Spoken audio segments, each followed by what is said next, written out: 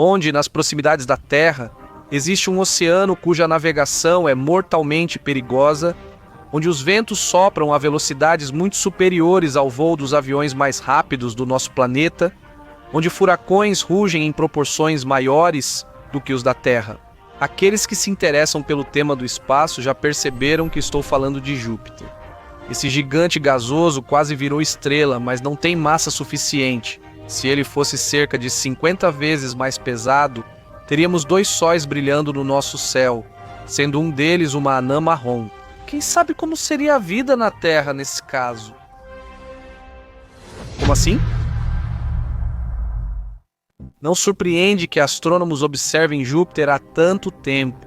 Não é só um planeta grande, mas um verdadeiro salvador regional, como um aspirador de pó, capturando a maioria dos cometas, meteoritos e asteroides que surgem no sistema solar.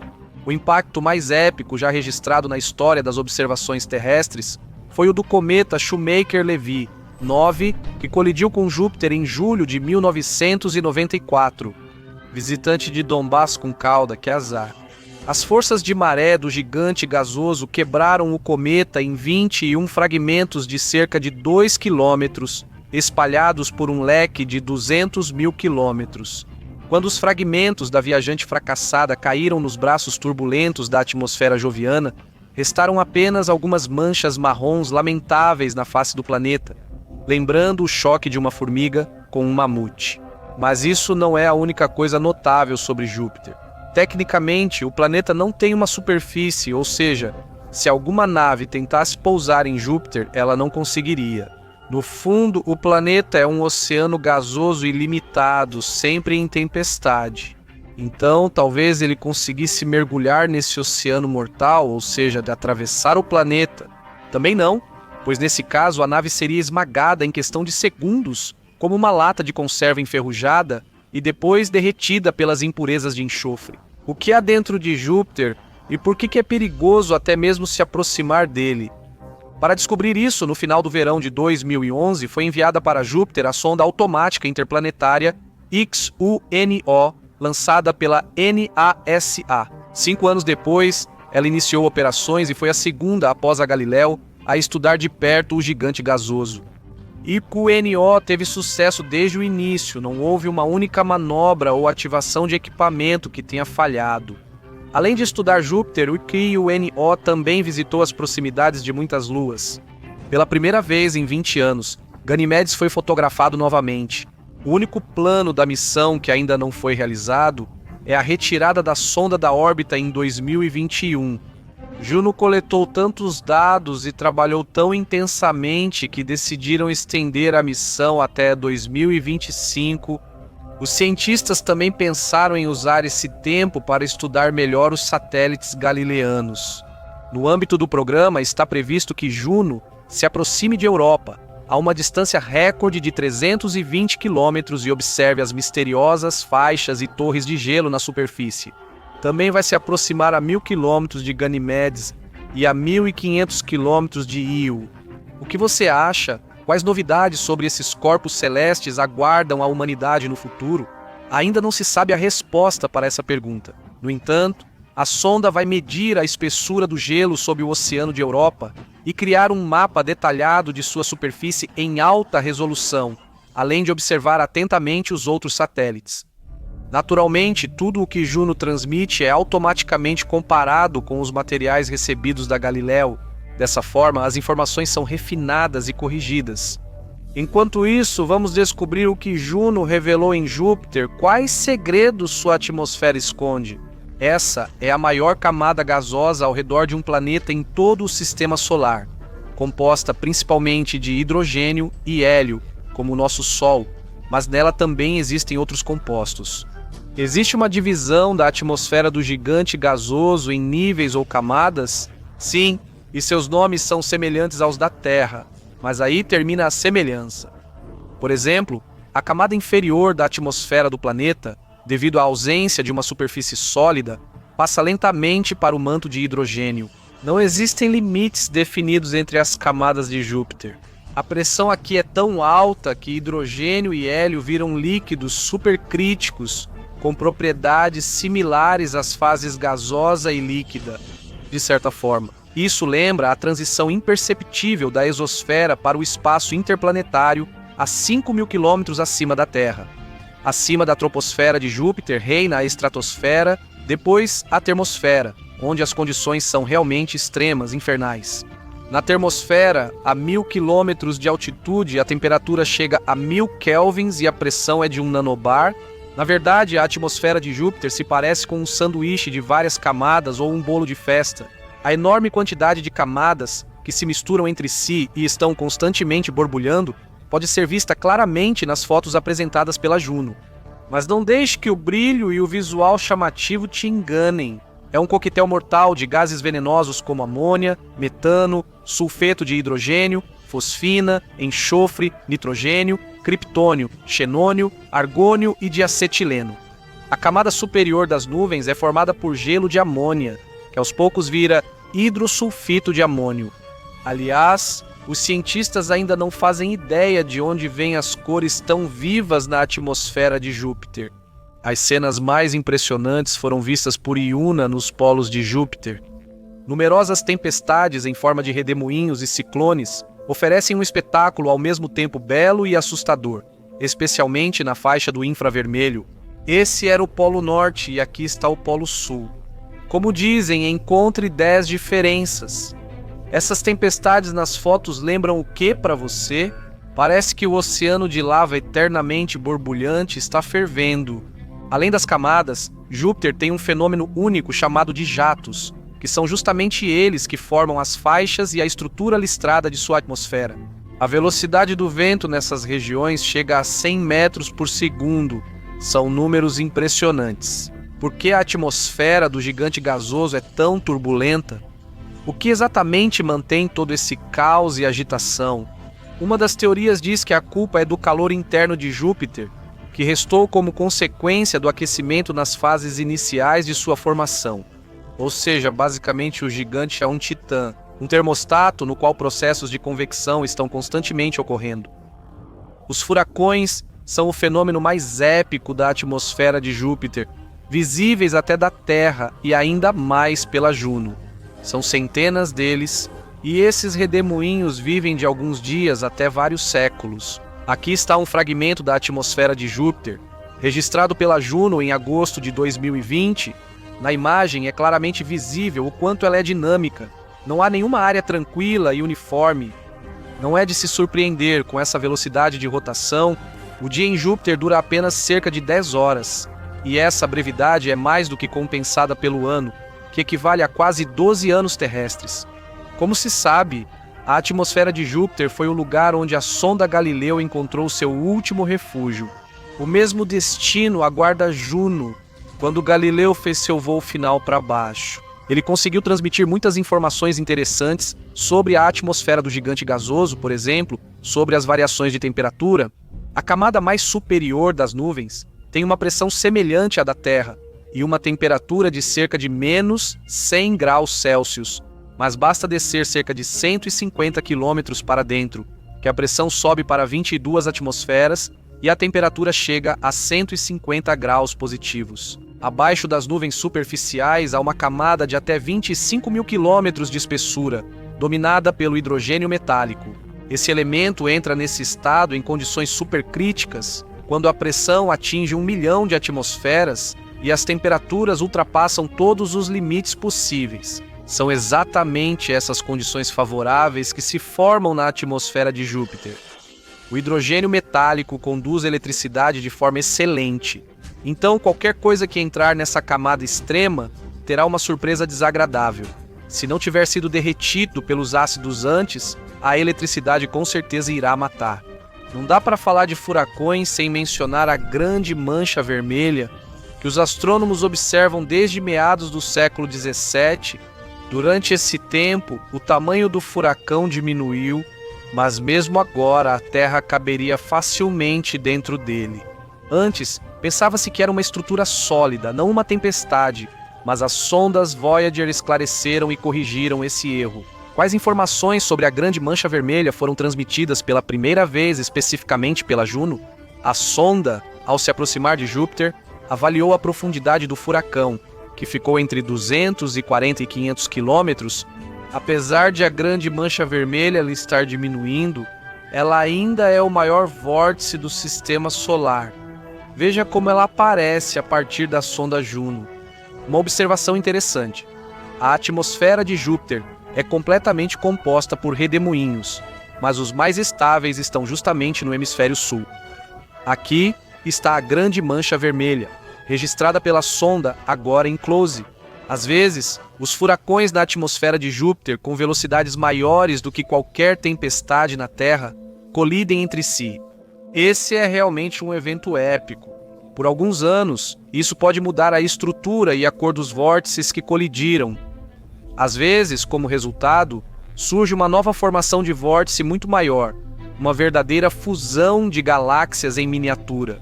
Se acrescentarmos a isso relâmpagos com mais de 1000 quilômetros de extensão, 3 ordens de magnitude mais potentes do que os da Terra, temos um cenário de arrepiar. Os cientistas começaram a se perguntar por que alguns furacões, como a Grande Mancha Vermelha, permanecem tanto tempo na atmosfera e por que não desaparecem. Uma das versões é que Júpiter não tem uma superfície sólida, pois é justamente graças a ela que as tempestades na Terra se acalmam. Aliás, além dos furacões brilhantes, Júpiter também tem os chamados óvalos brancos.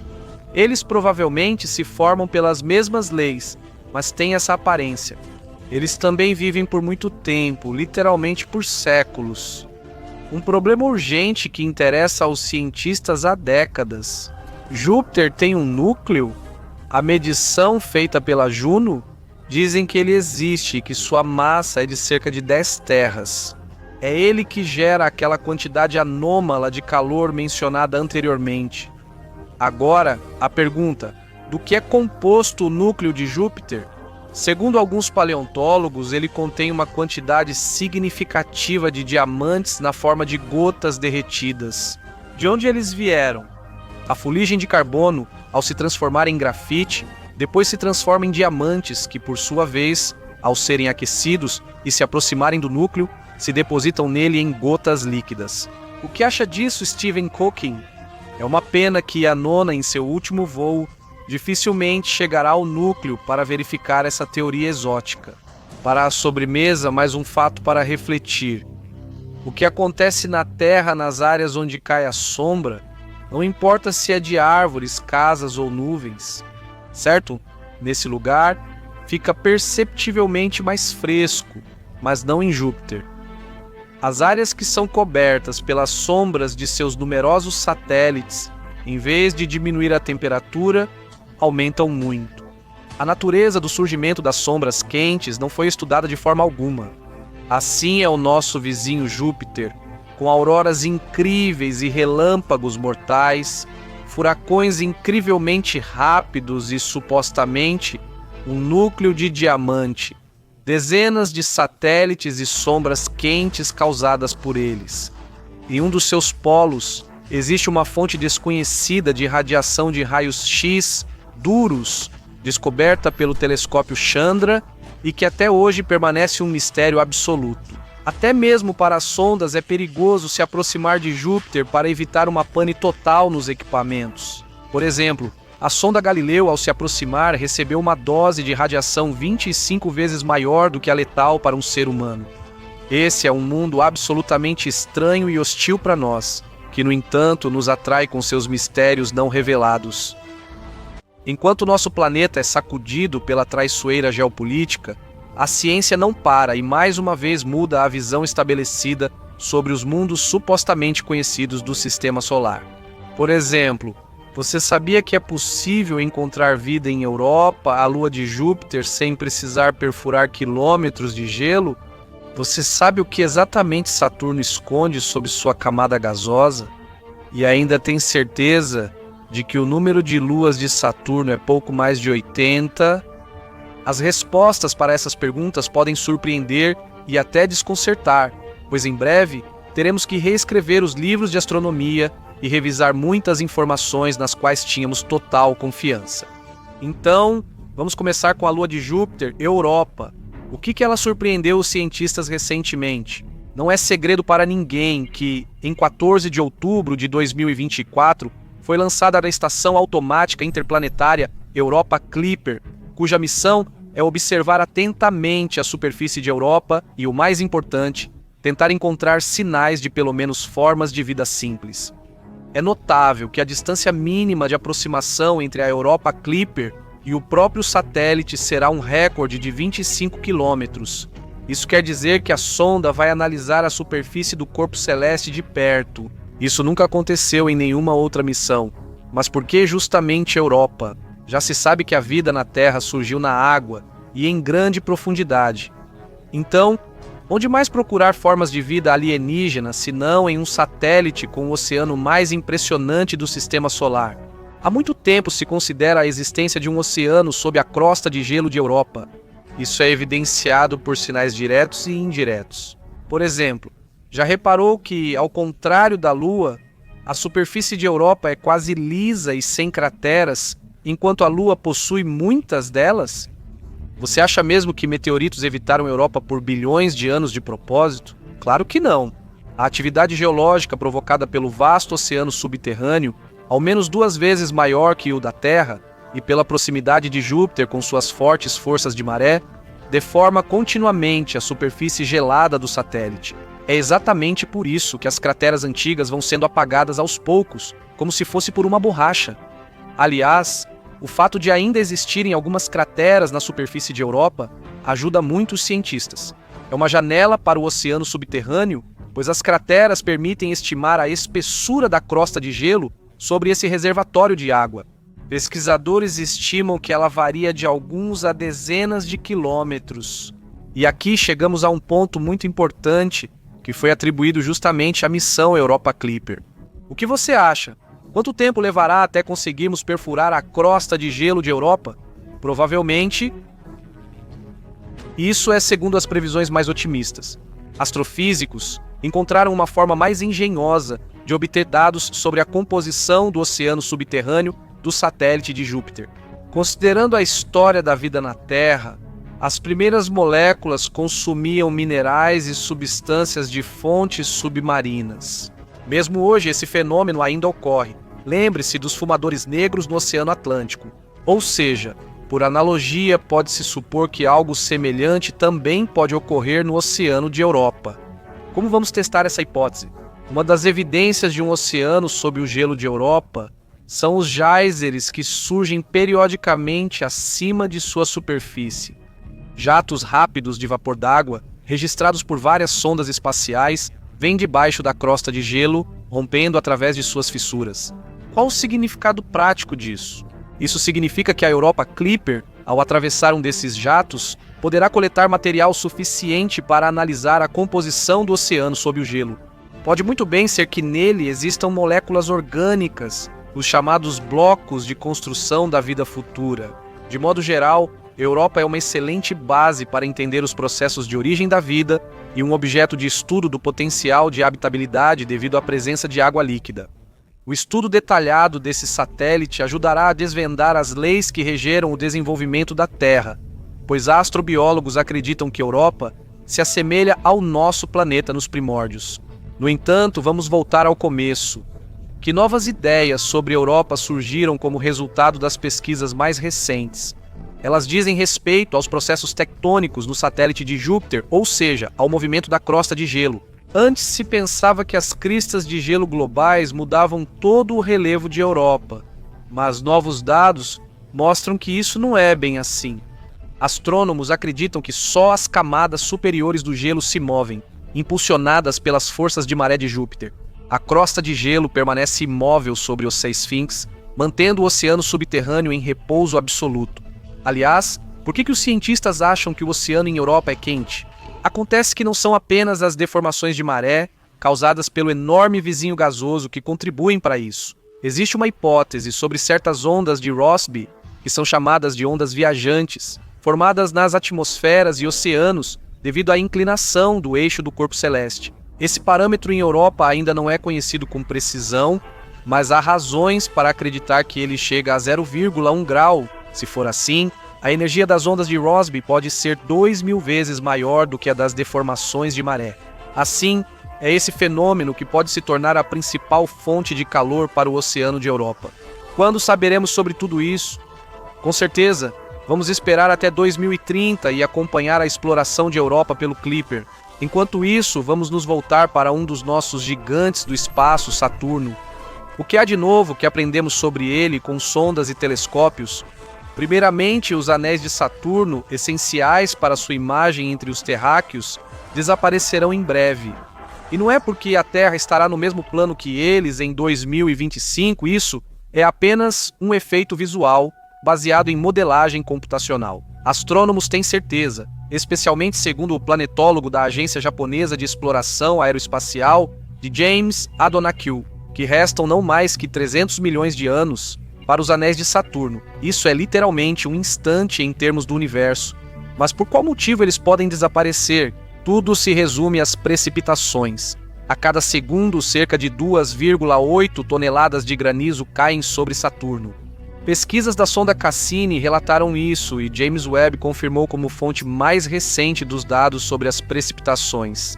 Claro, com cálculos simples, é possível afirmar com relativa precisão que, nessa velocidade de perda de material, os anéis de Saturno realmente podem desaparecer em um intervalo de 100 a 300 milhões de anos, mas existe uma esperança tênue. O método de medir a velocidade do desaparecimento do gelo nos anéis de Saturno não é muito preciso, por isso eles podem evaporar até em 1 bilhão de anos.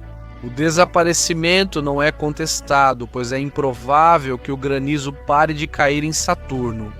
Quer saber mais uma notícia sobre o nosso vizinho com anéis, que vai mudar completamente o que achávamos ser conhecimento sólido sobre esse planeta? Vamos falar sobre o número de satélites de Saturno.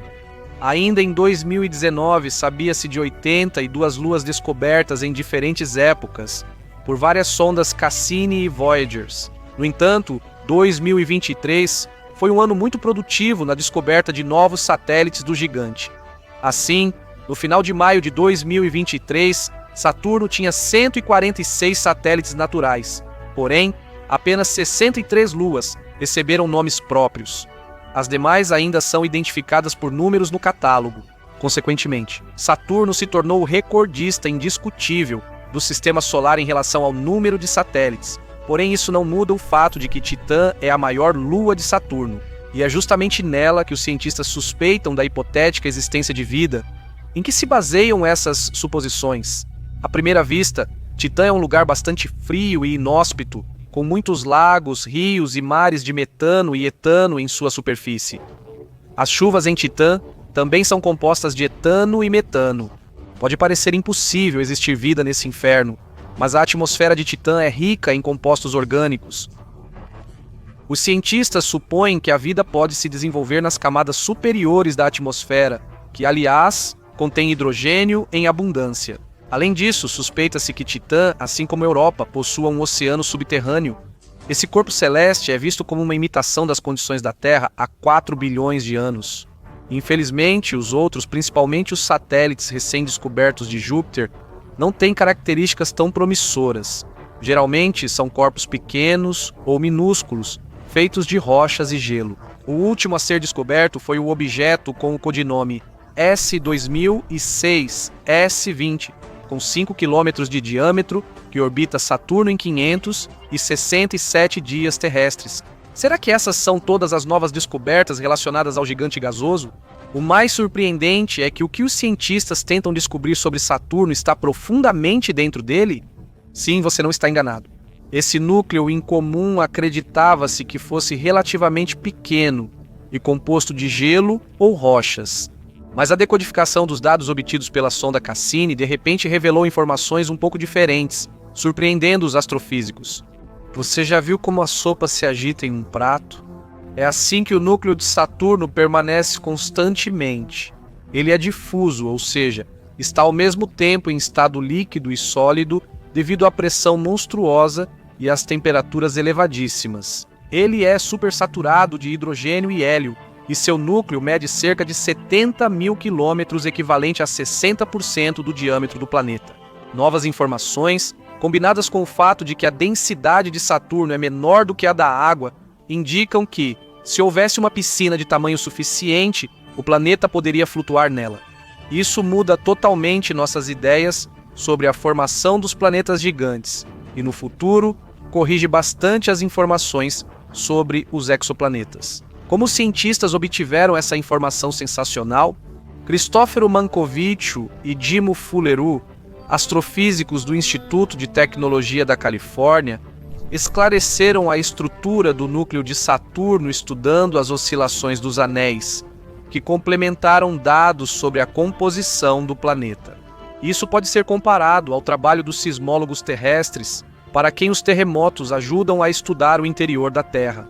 Como funciona a mecânica desse processo? Os anéis de Saturno são divididos em vários setores de acordo com a proximidade ao planeta. O anel C é o mais próximo de Saturno, por isso suas oscilações foram decisivas nas pesquisas. Como resultado, foi descoberto que o núcleo do planeta contém uma quantidade incrível de hélio e hidrogênio, equivalente a 55 massas da Terra, o que, por sua vez, representa metade da massa de Saturno. Por enquanto, essa é toda a lista de descobertas significativas dos últimos tempos, mas estamos certos de que a Europa Clipper vai desvendar os mistérios do universo e abrirá para nós um novo campo de atuação. O que você acha que a sonda conseguirá descobrir em Europa e como isso mudará a nossa vida? Também estamos aceitando apostas sobre quando os anéis de Saturno vão desaparecer, em 100, 200, 300 mil anos, ou se teremos que esperar 1 bilhão de anos. Todas as sugestões e hipóteses nos comentários. O universo é imenso e surpreendente, e isso é indiscutível. Mas você sabe qual é a característica mais marcante da humanidade moderna? Ela adora tentar olhar profundamente para o macrocosmo, insistindo em ignorar algo impressionante que está no próprio sistema solar. Isso pode ser dito sobre muitos objetos relativamente próximos, mas não sobre A atenção dos astrônomos está voltada para esta lua de Júpiter há muito tempo, e como não notá-la? É como um verdadeiro show de fogos de artifício, não um satélite. O que você acha que ocorreria se Io estivesse no lugar da nossa lua? Primeiro, as pessoas, toda vez que olhassem para o céu, aproveitariam um espetáculo de discoteca 24 horas por dia. E embora Io seja parecida em tamanho com a nossa lua, perceberíamos a troca instantaneamente. Por quê? A primeira e principal razão é que Io é o corpo celeste mais geologicamente ativo do nosso sistema solar. Se você olhar atentamente para o satélite usando filtros infravermelhos, fica realmente assustador. Muito provavelmente é assim que o inferno bíblico parece para os crentes. Parece que literalmente em cada quilômetro quadrado desse corpo celeste, a lava se espalha, vulcões entram em erupção e as entranhas da terra se abrem. É o momento perfeito para torturar os pecadores não arrependidos. De fato, em Io há mais de 400 vulcões ativos, aliás, voltando. A nossa Lua não possui nenhuma atividade geológica. E não é porque Io está muito longe, mas sim porque a impressionante atividade geológica do satélite é causada pela proximidade com Júpiter ao lado da Terra. O cenário mudaria radicalmente. Astrofísicos acreditam que a gravidade de maré de Júpiter, Ganimedes e Europa, vizinhos mais próximos de Io, é a responsável. Leva ao aquecimento regular do interior do satélite, que é forçado a extravasar através das crateras vulcânicas. Em outras palavras, o corpo celeste literalmente sente náuseas. A tradicional pergunta: como sabemos tudo isso? Informações desse tipo foram compartilhadas com a humanidade não apenas por telescópios, mas também por várias missões que passaram perto de Io. Pela primeira vez, o satélite de Júpiter foi observado de relance pelas sondas Pioneiro em 1973 a 74 e também pelas sondas Voyager. Através da análise do mosaico de imagens enviadas pelas sondas à Terra, foram feitas conclusões preliminares. A superfície de Io é coberta por altas montanhas, muitas mais altas que o Everest. O satélite tem muitos vulcões com rios de lava que se estendem por mais de 500 quilômetros. Também ficou evidente que a superfície desse corpo celeste extremamente ativo é relativamente jovem, pois não foram encontrados crateras deixadas por asteroides e meteoritos. Além dos pioneiros Voyager e Io, Também foi observado por Galileu, Cassini-Huygens e Novo Horizonte, sendo o próximo após os Voyager a explorar perto de Io. Foi visitado pela sonda Galileu em 1995. Havia grandes expectativas sobre ele, mas uma falha no equipamento quase fez a missão fracassar. Apesar das limitações nas imagens visuais, Galileu fez muitas descobertas e tirou várias fotos. Em particular, o sondador foi testemunha de uma erupção incrível e descobriu que Io tem um núcleo de ferro sem sinais de convecção, já que o satélite não possui campo magnético próprio. Cassini e Novos Horizontes, ao passarem perto do corpo celeste, assim como outras sondas, registraram as plumas das erupções e observaram o desenrolar dos acontecimentos sempre que possível. Interessante. O que uma pessoa veria em Io se decidisse fazer uma viagem até o satélite de Júpiter, ainda na aproximação ao corpo celeste, que parece um grão de areia passando diante do gigante Júpiter, perceberíamos o quanto Io é diferente dos outros objetos. O satélite, mesmo de longe, parece incomum, todo coberto por manchas coloridas, picos montanhosos afiados, ravinas estranhas e canais por onde flui lava incandescente. Com o que o astronauta se depararia primeiro assim que chegasse bem perto? O que seria isso? Doses titânicas de radiação? Ele dificilmente terá tempo de admirar os vulcões, pois em poucas horas receberá uma dose anual de radiação e ficará doente com síndrome aguda da radiação. O que mais pode alegrar um viajante cansado em Io? A atmosfera do corpo celeste é muito fina e composta de dióxido de enxofre, levemente salgada com cloreto de sódio. É evidente que respirar essa mistura sem equipamentos especiais é impensável. Além disso, aqui os vulcões entram em erupção o tempo todo. Em Io faz muito frio, cerca de 180 graus em si. Nessas condições, a lava esfria rapidamente, transformando-se em algo parecido com obsidiana. Olá, fãs de Minecraft, e quanto à paisagem? Essa sim vai impressionar o viajante pela diversidade. Como já dito, astrônomos não observaram crateras de impacto em Io, ao contrário da Lua ou Marte antigos. Por outro lado, há muitas montanhas aqui, e nem todas são vulcões. De acordo com os dados mais recentes, existem cerca de 150 montanhas em Io, com uma altura média de 6.000 metros, mas algumas chegam a 18 quilômetros. Claro, isso não é o Monte Olimpo de Marte, mas ainda assim é muito mais alto que o de Jamalungma. Sabe qual característica interessante chamou a atenção? Em primeiro lugar, quando os cientistas analisaram as imagens de Io com as montanhas retratadas, não foram observadas cordilheiras ou cadeias montanhosas na superfície do satélite, principalmente são objetos isolados. A forma de alguns picos também levanta questões. Eles são estranhamente alongados e pontiagudos, algo que raramente ocorre na Terra, por exemplo. Por exemplo, o Monte Toquel, com quase 9 km de altura. Com um diâmetro de cerca de 430 km, distingue-se pela estrutura geológica mais complexa de todo o Sistema Solar. Já a Balsavla do Sul, com 18 km de altura, possui o desfiladeiro mais impressionante entre todas as montanhas do nosso sistema estelar. Sua encosta sudeste atinge 15 km de altura. É daqui que, tomando impulso, você deve pular do penhasco. Durante a queda, existe uma chance real de morrer por causa do impacto nos pés. Mas que tipos de formações de relevo são mais comuns em Io? São os páteras, crateras profundas com formas muito irregulares, e há bastante delas no satélite de Júpiter. Curiosamente, essas crateras não estão vazias. Dentro delas, existem lagos de enxofre, nos quais um astronauta dificilmente gostaria de se refrescar. Por exemplo, uma patera. Loki, uma das maiores em Io, tem um diâmetro de 250 quilômetros. A caldeira está quase totalmente coberta por lava resfriando, com pequenas ilhas surgindo na superfície. Já em 1979, durante a passagem de uma das sondas Voyager, foi descoberto que a temperatura do líquido no lago Loki chega a cerca de 8 graus Celsius positivos. Parece até confortável, não acha? Mas não se iluda. A sonda deve ter pego o resfriamento da lava, pois quando o vulcão está ativo e a temperatura é centenas de vezes maior. Isso pode ser visto claramente na imagem infravermelha. Aliás, mais tarde, em 2023, essa mesma patera foi fotografada pela missão Juno, que está atualmente explorando Júpiter e seus arredores. Relativamente perto da Patera Loci, há uma formação semelhante chamada Patera Amaterasu.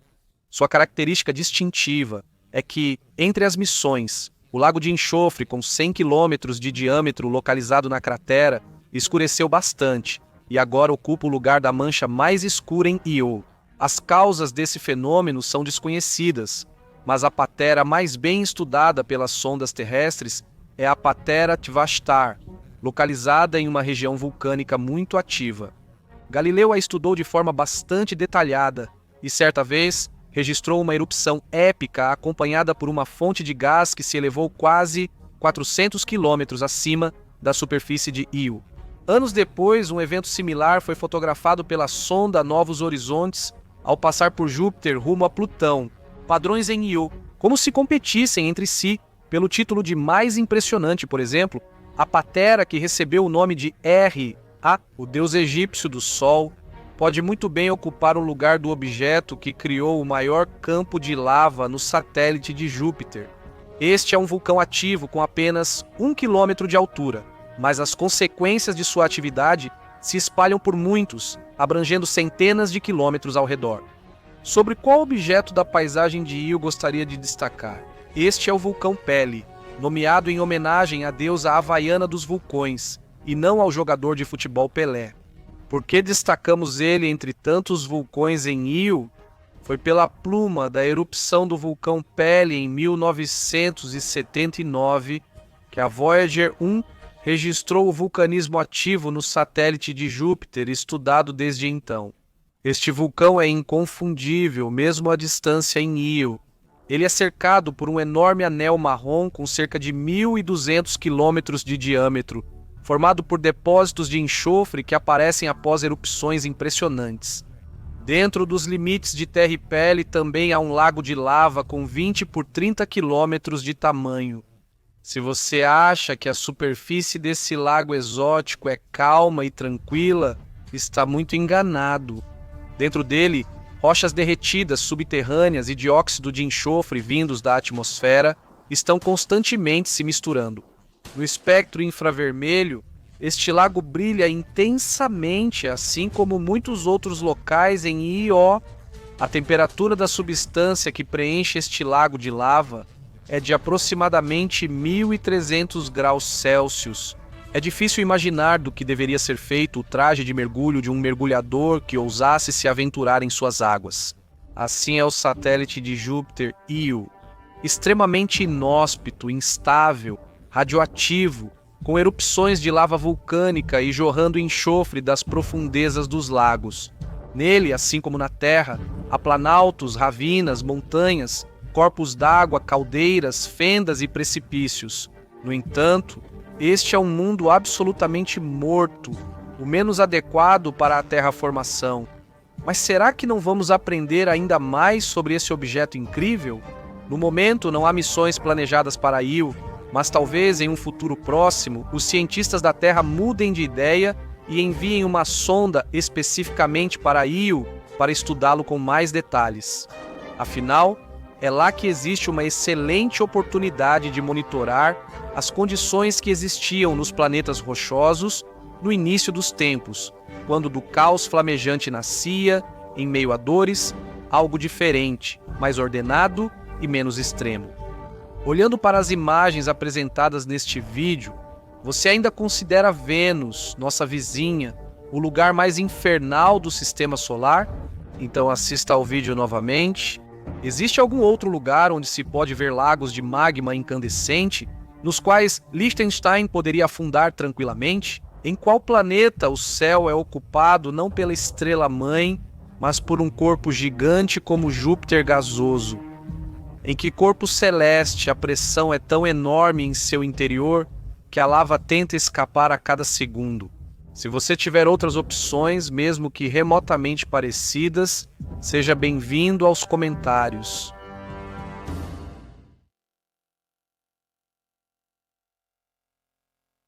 Bem, terráqueos, este não é o fim do vídeo. Ainda temos episódios muito interessantes e espetaculares pela frente. Mas para que eu possa continuar alegrando vocês com todos os personagens dos vastos universos, preciso do seu feedback. Você pode expressar isso de forma bem simples, basta deixar um like eletrônico neste vídeo, afinal, não temos outro tipo de like por aqui. E continuar a frase, eu sei. Dessa forma, você vai mostrar que estamos seguindo na direção certa. Não mude de canal,